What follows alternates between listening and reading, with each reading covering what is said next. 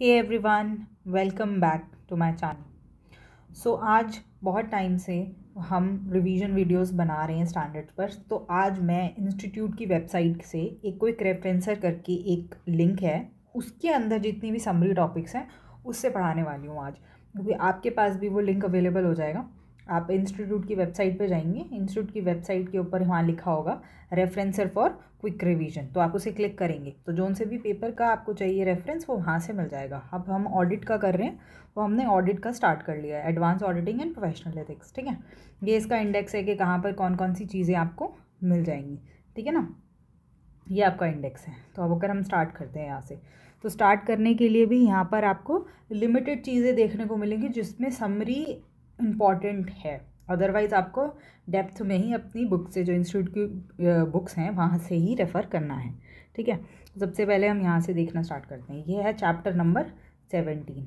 Chapter number 17 किसका है? Internal audit, management audit and operational audit. Internal audit मतलब जो इंटरनल अफेयर्स हैं एंटिटी के, उसका। मैनेजमेंट ऑडिट मतलब मैनेजमेंट कैसी चल रही है, सही चल रही है, अकॉर्डिंग नहीं चल रही है, तो वो सारी प्रॉब्लम्स को हम देखेंगे। ठीक है, वो सारी चीज़ें हैं हाँ इसके अंदर।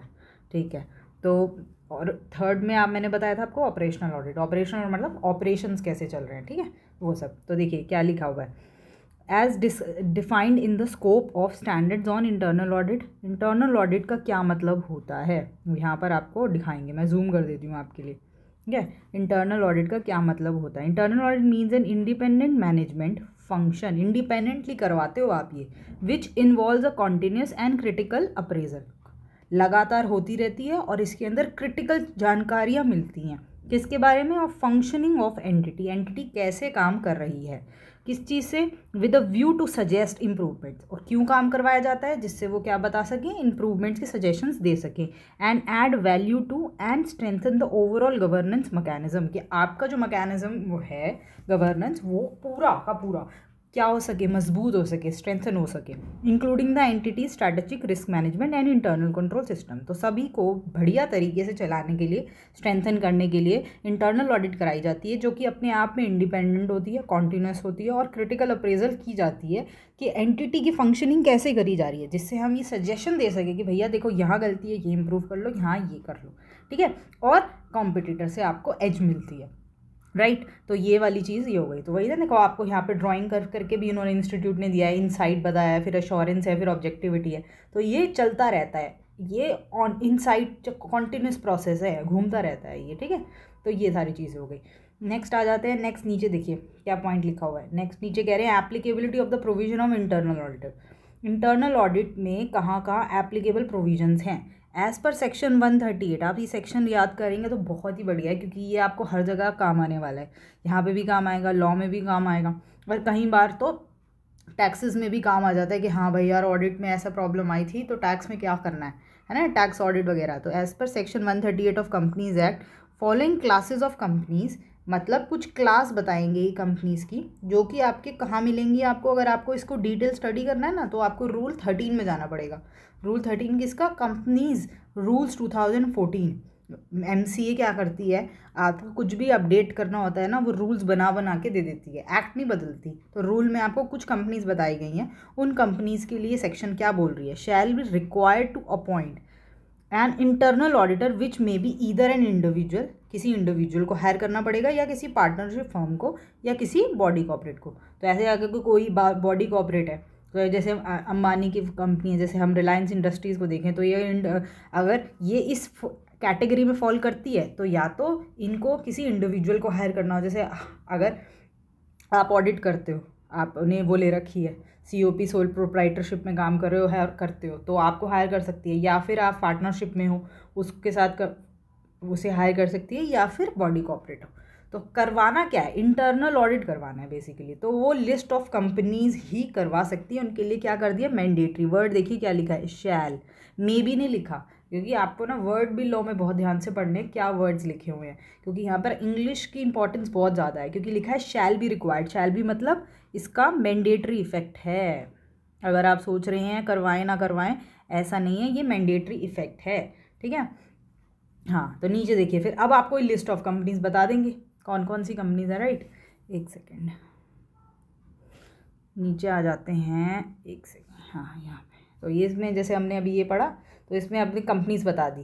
कंपनीज में पहली सारी लिस्टेड कंपनीज जो भी सेबी के द्वारा, है ना, रिकग्नाइज स्टॉक एक्सचेंज के ऊपर लिस्टेड हैं, तो उन सभी कंपनीज को क्या कराना पड़ेगा, इंटरनल ऑडिट कराना पड़ेगा। B part, every unlisted company, उन सभी अनलिस्टेड कंपनियों को भी कराना पड़ेगा। अब कौन सी अनलिस्टेड कंपनियों को कराना पड़ेगा, हैविंग, सबसे पहला, देखिए पॉइंट साथ साथ याद करते रहेगा। पहला point, paid up share capital of 50 crore rupees or more during the preceding financial year. मतलब पिछले फाइनेंशियल ईयर, जिसको हम PFY लिख रहे हैं, previous financial year, preceding financial year, उसमें आपका पेड अप कैपिटल कितना है, 50 करोड़ या फिर उससे ज़्यादा। ठीक है, तो 50 करोड़ मैंने लिख दिया है, 50 करोड़ या फिर उससे ज़्यादा अगर प्रीवियस फाइनेंशियल ईयर में है तो उन अनलिस्टेड कंपनी को कराना पड़ेगा। ओके जी, ये वाला हो गया। सेकंड पॉइंट पे आ जाते हैं, ये तो पेड अप की बात हो गई।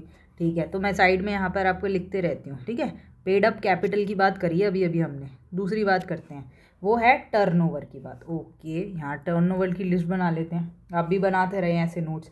तो टर्नओवर में कितना लिखा है, 200 करोड़, ऊपर 50 था, यहाँ पे 200 आ गया है, 200 करोड़ और मोर, मतलब इसके बराबर या इससे ज़्यादा, है ना, इससे हल्का सा कम है वो नहीं, 200 होना चाहिए, उससे ज़्यादा ड्यूरिंग द प्रीवियस। अगेन ये भी प्रीवियस है, टर्नओवर में 200 की लिमिट आ गई। फिर थर्ड है outstanding loan and borings from bank and PFIs। तो थर्ड लिमिट आ गई आपकी, हाँ, आउटस्टैंडिंग LB। ठीक है, LB मतलब लोन एंड बोरिंग, बैंक से लियो या PFI से लियो। आपकी कितनी लिमिट है, 100 करोड़, मतलब 100 करोड़ की लिमिट आ गई। अब आगे पढ़ते और मोर, मतलब 100 तो होना ही चाहिए या फिर उससे ज़्यादा। अगर ऐसा है तो उन सारी अनलिस्टेड कंपनी को कराना पड़ेगा। और ये देखिए, ये जो लोन की लिमिट है ना, ये वाली जो लिमिट है, ये इनकी पीछे वाली जो पॉइंट्स थे, इनकी तो लिमिट ड्यूरिंग थी। देखो, ड्यूरिंग प्रीसीडिंग।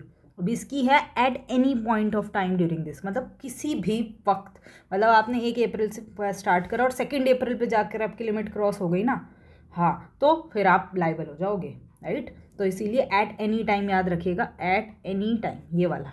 फिर फोर्थ पॉइंट है आउटस्टैंडिंग डिपॉजिट्स, अगर आपने कोई भी डिपॉजिट्स करवा रखे हैं तो, राइट। तो आउटस्टैंडिंग डिपॉजिट्स ऑफ 25 करोड़ और मोर, तो ये 25 करोड़ या फिर उससे ज़्यादा एट एनी पॉइंट, है ना, at any point of time during the preceding financial year. ठीक है, तो यहाँ लोन्स ले रखे हैं, यहाँ डिपॉजिट्स ले रखे हैं। ठीक है, इसमें शेयर कैपिटल कर रखा है पहले पॉइंट में, दूसरे पॉइंट में टर्नओवर की बात हो गई। ठीक है, तो यहाँ मैं फोर्थ पॉइंट लिख लेती हूँ, आउटस्टैंडिंग डिपॉजिट्स। ठीक है, तो ये आपका आउटस्टैंडिंग डिपॉजिट हो गया। फर्स्ट पेड अप कैपिटल जिसकी लिमिट 50 है, सेकंड टर्नओवर जिसकी लिमिट 200 है, थर्ड लोन्स एंड एडवांसेस जिसकी लिमिट 100 है, और फोर्थ डिपॉजिट जिसकी लिमिट 25 करोड़ या मोर ड्यूरिंग प्रीवियस, है ना। एट इसका भी सेम है, at any point of time है, राइट। तो हमने ये चीज़ें अपनी देख ली हैं। ठीक है, अब नीचे देखते हैं। नीचे फिर ये दो, अभी तक हमने 2 टाइप की कंपनी देखी है। लिस्टेड कंपनी तो सारी ले ली इन्होंने, ऑल ले ली, ऑल, है ना, और अनलिस्टेड में ये 4 ले लिए। फिर इसके नीचे आते हैं एवरी प्राइवेट कंपनी, ये तो वो प्राइवेट कंपनियाँ हो गई जिनके आगे PVT LTD लिखा होता है ना, प्राइवेट वो वाली कंपनी। अब कौन सी है, उसके लिए सिर्फ 2 पॉइंट्स हैं। पहला पॉइंट देख लो कौन कौन सा है। पहला फिर अगेन टर्नओवर के लिए है 200 करोड़ और मोर, 200 करोड़ या फिर उससे ज़्यादा है प्रीवियस फाइनेंशियल ईयर में, तो उनको इंटरनल ऑडिट कराना पड़ेगा। और अगर आउटस्टैंडिंग लोन, तो आप ऐसा करो ना, लिस्टेड जो अनलिस्टेड पब्लिक कंपनी है, इसके 4 पॉइंट्स में से कौन से 2 पॉइंट इंपॉर्टेंट है, एक तो लोन वाला, है ना, और दूसरा टर्नओवर वाला। तो याद रखना ये दोनों पॉइंट कहाँ चले जाएंगे, प्राइवेट वाले में। बस simple, every private company have in turnover 200 crore की लिमिट, और आउटस्टैंडिंग ऊपर भी 200 करोड़ की लिमिट थी, देखो सेम है। और यहाँ पर outstanding loans and borings from bank and PFI, इसमें कितनी लिमिट है, इसमें भी 100 और मोर है ना। तो ऊपर दोनों की पॉइंट भी सेम है और लिमिट भी सेम है एट एनी पॉइंट। ठीक है, तो याद रखना ये आपको 3 चीज़ें याद करनी है, सारी लिस्टेड, अनलिस्टेड पब्लिक में 4 पॉइंट और प्राइवेट कंपनी में 2 पॉइंट। ठीक है, यहाँ पर अपना ये वाला टॉपिक ख़त्म हो गया। अब नेक्स्ट टॉपिक करते हैं, पेन कर लिया मैंने चेंज। नेक्स्ट पॉइंट क्या है, देखो, who can be appointed as internal auditor, कौन भैया कौन। अब ये तो ठीक है अपॉइंट करना है, किसे करें, कौन एलिजिबल है, एलिजिबिलिटी चेक करने को कह रहे हैं। The internal auditor shall either be a chartered accountant, या तो वो CA होना चाहिए, और कॉस्ट अकाउंटेंट, वो जो CWA होता है ना CW, हाँ वो चार्टेड अकाउंटेंट, चार्टेड वही वो वाले अकाउंटेंट जिन्होंने वहाँ से डिग्री ले रखी होती है, वेद, हाँ, और इनके आगे लिख दिया चार्टेड अकाउंट, इसके कॉस्ट अकाउंटेंट की, वेदर एंगेज इन प्रैक्टिस और नॉट, ज़रूरी नहीं है प्रैक्टिस में हो या ना हो, पर चार्टेड अकाउंटेंट वाला पर्सन तो होना ही चाहिए, राइट, तभी कर सकता है ऑडिट, और कोई सर्विस क्लास वाला नहीं कर सकता, ठीक है। और भी लिख दिया अगेन, मतलब पहला चार्टेड, दूसरा CWA, और सच अदर प्रोफेशनल, कोई और ऐसा बंदा जो डिसाइडेड बाय द बोर्ड ने डिसाइड किया हो to conduct internal audit of the function, ठीक है। तो डिसाइडेड बाय द बोर्ड, सोचने वाली बात है, बोर्ड की किसकी बात कर रहे हैं, बोर्ड कौन, बोर्ड ऑफ डायरेक्टर्स, मतलब अगर आप बोर्ड ऑफ डायरेक्टर्स डिसाइड करते हैं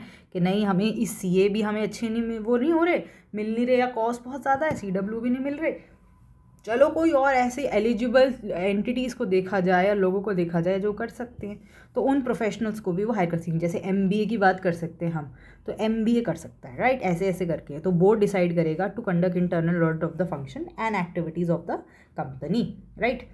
आगे देखिए क्या लिखा है, द इंटरनल ऑडिटर मे और may not be an employee of company. हाँ, ये बहुत इंपॉर्टेंट बात है।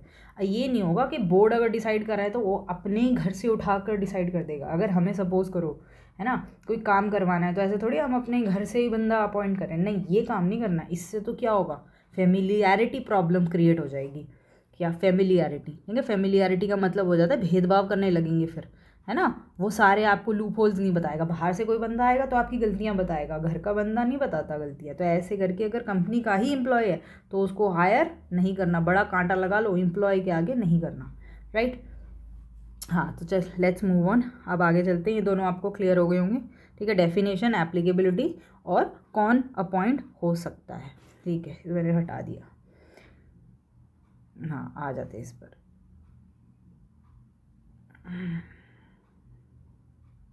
ठीक है, नेक्स्ट पॉइंट आपके लिए और क्लियर हो गया यहाँ पर, ठीक है। हिज मेन रिस्पॉन्सिबिलिटी हाउएवर मे, है ना। देखो एक चीज़ ऊपर पीछे रह गई है, एक चीज़ और बता दूं, यहाँ तो वैसे एम्प्लॉय कर नहीं सकते, may not be employee of this, है ना, पर साथ में मे भी लिखा है। अगर कोई ऐसी अपॉर्चुनिटी आ जाती है जहाँ पर आपको अपने बंदे को भी हायर करना पड़ रहा है तो आप कर सकते हो, बट वो सिर्फ इंटरनल ऑडिट वाले पोर्शन में ही रहेगा, क्योंकि स्टार्ट के लिए तो एक्सटर्नल ऑडिटर ही लगता है, ठीक है ना। तो यहाँ पर मैंने ये मिस कर दिया था, इंटरनल ऑडिटर मे और मे नॉट बी एम्प्लॉय, हो भी सकता है नहीं भी, राइट, ठीक है। नीचे चलते हैं, कलर चेंज करते हैं नीचे। हाँ, नेक्स्ट क्या है, his main responsibility however must be. अब आप ध्यान से देखना यहाँ पर क्या क्या मेन रिस्पॉन्सिबिलिटी हैं। पहला मेन रिस्पॉन्सिबिलिटी इंटरनल ऑडिटर का, to maintain adequate system of internal controls, के वो कंट्रोल्स को बनाए रखेगा, है ना। वो सॉरी, वो बनाए नहीं रखेगा, रिस्पॉन्सिबिलिटी किसकी है, ये ऑब्वियसली मैनेजमेंट की है ना। तो वही लिखा हुआ है, एडुकेट क्या होना चाहिए, system of internal control by continuous examination of accounting procedure. तो इसका मतलब मैनेजमेंट इंटरनल कंट्रोल्स बनाएगी और उस चीज़ को चेक हम करेंगे। तो हमें कॉन्टिन्यूस बेसिस पे चेक करना है कि मैनेजमेंट ने उसको रखा है कि नहीं रखा प्रॉपरली, इंटरनल कंट्रोल के एडुकेट सिस्टम को अच्छे से रखा है नहीं रखा, of accounting procedure, receipts and disbursement. मतलब कोई चीज़ माल आया सपोज करो तो उसको बुक किया है कि नहीं किया, है ना, माल गया उसको करा है कि नहीं, कैश रिसिट्स हुई उसको करा है कि नहीं किया, क्रेडिट हुए उसको करा है कि नहीं, सारी चीज़ों का रिकॉर्ड होना चाहिए। और उस रिकॉर्ड के लिए क्या है, एक बढ़िया इंटरनल कंट्रोल सिस्टम होना चाहिए। तो ये चीज़ हमें कॉन्टिन्यूस एग्जामिनेशन करनी है of accounting procedure, receipts, disbursement. And साथ में second point, to provide adequate safeguards against misappropriation of assets, के मिस अप्रोप्रिएशन, लोग चोरी ना कर ले आपकी एसेट।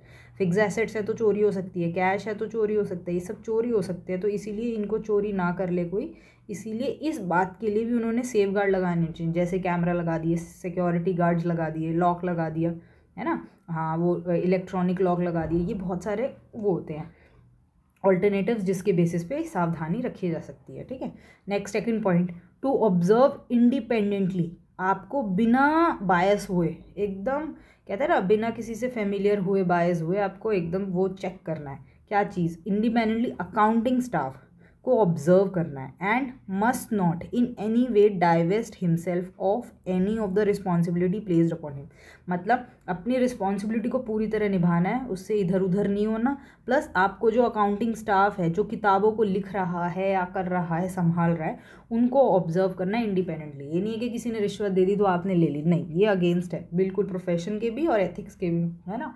तो ये बिल्कुल गलत है। आपको अपनी जो रिस्पॉन्सिबिलिटी निर्धारित है उसी के अकॉर्डिंग करना है, राइट। तो पहले वाले में सिस्टम को चेक करना है और सेफ गार्ड्स को चेक करना है, दूसरे वाले में ऑब्जर्व करना है। तीसरे, not to involve himself in the performance of executive function. अपने आप को इन्वॉल्व नहीं करना। अब कोई गलत काम हो रहा है तो आपको उसके साथ सहयोग नहीं करना, क्योंकि अगर गलत काम पकड़ा गया तो आप भी पकड़े जाओगे और उससे पूरे प्रोफेशन का नाम खराब हो जाएगा।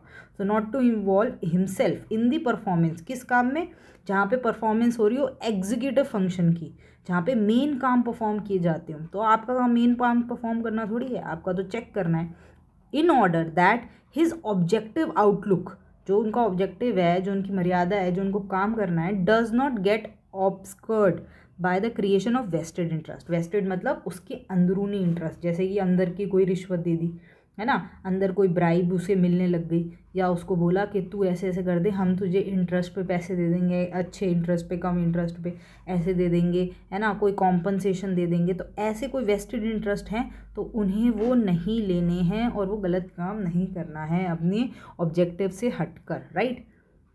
Fourth point, to observe facts and situations. आपको सिचुएशन और फैक्ट्स को ऑब्जर्व करना है and bring them to the notice of the authorities. अगर कुछ गलत हो रहा है तो उसको करना है। जैसे मॉनिटर होते थे स्कूल में, क्या करते थे, कुछ गलत होता था क्लास टीचर को आके बताते थे। आपको भी बिल्कुल ऐसे ही करना है, जाकर टॉप लेवल मैनेजमेंट या अथॉरिटी को बताना है, who would otherwise never know them, otherwise तो उन्हें पता नहीं चलेगा। Also they critically appraise various policies of management and draw its attention to its deficiency. आपको क्या करना है, मैनेजमेंट की जो बनी हुई पॉलिसीज़ हैं उनको भी अच्छे से चेक करना है कि कहीं उनमें तो कमी नहीं है, और कमी है तो फिर उसे अटेंशन में लाओ, भाई ये गलती है, ऐसे है, डेफिशिएंसी है, ठीक है। Wherever these requires to be corrected. तो अभी तक देख लो, हमने 4 पॉइंट्स में आपको दोबारा बता देती हूँ। पहला, इंटरनल कंट्रोल सिस्टम्स प्रॉपर होने चाहिए, आपको देखना है, और फिर एडुकेट सेफगार्ड हैं कि नहीं, फिर आपको ऑब्जर्व करना है स्टाफ को, राइट, ये वाला।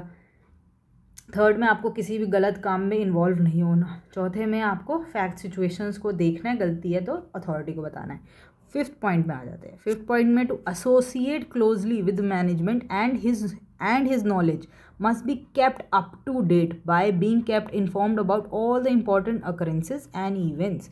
मतलब सिंपल बात हो गई कि अगर आपको कोई भी ऐसी चीज़ है जिसके अंदर अगर आप जो भी काम कर रहे हो उसके अंदर जो भी नॉलेज है, चीज़ें हैं, वो अप टू डेट होनी चाहिए। पता चले आप कम टैक्सेस के हिसाब से देख रहे हो और टैक्स वाली जो आप प्रोविज़न लगा रहे हो वो तो 2 साल पुरानी है, अब तो अपडेट हो गया। सपोज करो शेयर्स का है कुछ, है ना, वो अपडेट हो गए, कुछ डिविडेंड है अपडेट हो गया, अब टैक्सेबल है शेयर होल्डर के हाथ में। तो ऐसे करके आपको अपडेशंस देखनी है, ठीक है, जो भी all important occurrences and events affecting the business, उनके बिजनेस को अफेक्ट कर रही हैं, as well as the changes that made in business policy.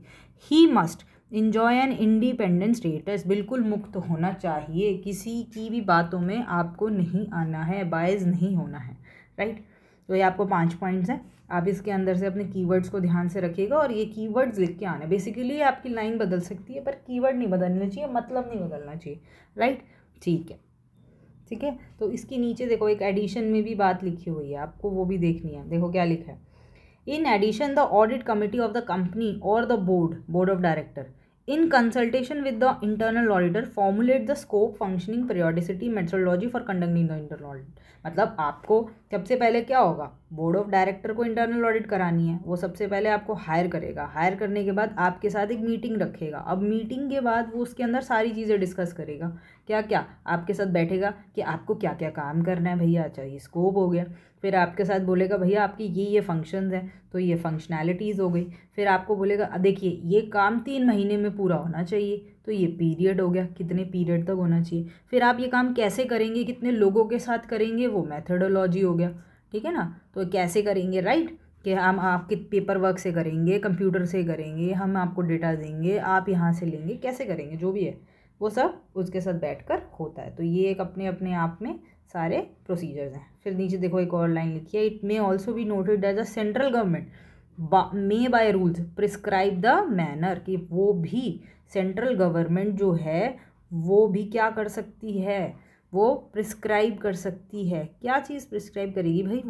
वो इतनी बड़ी अथॉरिटी है सेंट्रल गवर्नमेंट कि वो रूल्स प्रिस्क्राइब करेगी, मर्यादा बताएगी, रूल्स रेगुलेशंस बताएगी कि कैसे आपको काम करना है। Prescribe the manner and interval in which the internal audit. तो उसने रूल्स में पहले क्या बताया? मैनर, कि आप क्या क्या करोगे, कैसे कैसे करोगे, और दूसरी बात इंटरवल्स, कितने कितने इंटरवल्स में आपको ऑडिट कराना है, ठीक है। In which the internal audit shall be conducted and reported to the board, right. तो या तो ये भी हो सकता है कि ये आपका अपना मैटर हो जाए, या सेंट्रल गवर्नमेंट कह दे तो फिर वैसे करना पड़ेगा, फिर आपके पास कोई ऑप्शन नहीं बचता, राइट। ठीक है, चलो ये हो गया। नेक्स्ट पॉइंट पे मूव करते हैं। ठीक है, नेक्स्ट टॉपिक आ गया scope of internal auditors work. भैया वो काम क्या करेगा, उसका जो काम है उस काम में वो क्या क्या चीज़ें रिव्यू करेगा। तो इंक्लूड रिव्यू ऑफ, तो याद रखना कभी भी क्वेश्चन आ सकता है explain the scope of internal auditors work. तो उसमें स्कोप में ये नहीं लिख के आना उसके स्कोप में वो क्या, मतलब आप कंफ्यूज हो जाओगे और उल्टा सीधा लिखा हो। स्कोप में आपको ये देखना है कि ऑडिटर रिव्यू क्या क्या चीज़ें करेगा, डॉक्यूमेंट्स करेगा, आइटम्स करेगा, है ना। तो सबसे पहला देख लेते हैं, ऊपर हम पढ़ के ही आए थे, internal audit control system and procedures check करेगा। दूसरा क्या कर रहे हैं? कस्टोडियनशिप, कौन सी चीज़ किसके अंडर रखी जाती है, जैसे कैश कौन संभालता है, कौन कस्टोडियन है जिसके अंडर कैश रखा जाता है, कौन उसका निकालता है, संभालता है, कौन है। और ऐसी safeguarding of asset, fix assets हैं तो उनको किसने संभाल रखा है, किताबें कौन मैनेज करता है, बनाता कौन है, रखता कौन है, चेक कौन करता है, ऐसे ये सारी चीज़ें, ठीक है ना। यहाँ पे वो सेग्रीगेशन ऑफ ड्यूटी वाला आ गया पॉइंट कि आपको सेग्रीगेटेड होनी चाहिए आपकी ड्यूटी, है ना। अच्छा, थर्ड पॉइंट आ गया compliance with the policy, plans, procedure, regulation check कर रहा है क्या मैनेजमेंट कर रही है। Fourth point relevance and reliability of information, ये जो भी आपको इन्फॉर्मेशन चाहिए सिर्फ उतनी ही रिव्यू करोगे आप जो आपके लिए रेलिवेंट होगी और रिलायबल होगी। फिफ्थ पॉइंट ऑर्गेनाइजेशन का स्ट्रक्चर चेक करोगे। अब आपको बोल दिया कि जैसे लेवल ऐसे है, यहाँ टॉप है, फिर ये है, फिर उसके नीचे दो और हैं, फिर इसके नीचे ऐसे है, तो ये वर्कर्स हैं। तो ये जो वर्कर्स नीचे हैं, ये बोल दिया कि अगर कोई प्रॉब्लम हो तो सीधे टॉप पे चले जाओ। तो ऐसा तो नहीं हो सकता ना, ऐसा तो नहीं हो सकता कि अगर आप फैक्ट्री में कोई वर्कर काम कर रहा है और सीधे CEO या टॉप मैनेजमेंट या फाउंडर के पास चला जाए, भैया मुझे ये दिक्कत हो रही है फैक्ट्री में। नहीं, आपको अपने सीनियर मोस्ट हेड को जाना है, फिर वो सीनियर के पास जाएगा, फिर सीनियर करके फिर हेड, यहाँ हेड पर पहुँचेंगे, राइट। तो ऑर्गेनाइजेशन का कैसा स्ट्रक्चर है ये भी ऑडिटर देखेगा। सिक्स्थ में यूटिलाइजेशन ऑफ रिसोर्सेज, को कैसे रिसोर्सेज को यूज़ कर रहे हैं, कहीं फालतू इलेक्ट्रिसिटी कंजम्पशन तो नहीं कर रहे, फालतू पानी ख़राब तो नहीं कर रहे, वेस्ट तो नहीं कर रहे, ऐसे ऐसे देखेगा वो। ठीक है, ये सब ऑडिटर को ही करना है रिव्यू। और जब आप ही बन जाएंगे या आप प्रोफेशन में एंटर करेंगे, प्रैक्टिस करेंगे, तो कुछ भी होगा, तो जब आपको इंटरनल ऑडिट का वो मिलेगा असाइनमेंट, तब उसमें यही सारी चीज़ें चेकलिस्ट बनी रहेंगी कि आपको ये सब देखना है। ठीक है, 7 देख लें, accomplishment of goals and objectives, क्या ऑर्गेनाइजेशन ने अपने गोल्स अचीव करें हैं या सिर्फ बातें कर रहा है, पेपर में लिख कर आया है, उसमें अपने मिशन में, विजन में लिख दिया है लोगों को बेवकूफ़ बनाने के लिए, हम ऐसा करेंगे, पर अंदर ऐसा नहीं हो रहा, राइट। सो ये तक, ये आपको 7 पॉइंट्स हैं जो उसके रिव्यू में रहेंगे। तो ये हमने अभी समरी कर लिया, बहुत शॉर्ट ऑफ फटाफट से रिवीजन हो गया, और पेपर के लिए कहते हैं ना आराम से, कम ये 5, 6, 7 मार्क्स का आराम से तैयार हो गया, क्योंकि कम से कम आ जाता है कई बार इंटरनल ऑडिटर का। ठीक है, तो ये आज की रिवीजन के लिए आज हमारा इतना हो गया। नेक्स्ट में हम नेक्स्ट टॉपिक स्टार्ट करेंगे, जहाँ पर इंटरनल ऑडिटर शुड, ये वाला टॉपिक स्टार्ट होगा कि उसको क्या क्या करना है। शुड कैसा होना चाहिए इंटरनल ऑडिटर, देखिए कैसा होना चाहिए में प्रोफेशनल्स के साथ साथ पर्सनल भी देखा जाता है। प्रोफेशनल तो हो जाता है, क्वालिफिकेशन होनी चाहिए, पर्सनल कैसा होना चाहिए, ऑथेंटिक होना चाहिए, स्ट्रेट फॉरवर्ड होना चाहिए, ऑनेस्ट, ये सारी बातें हम नेक्स्ट वीडियो क्लास में करेंगे। ठीक है, टिल देन थैंक यू।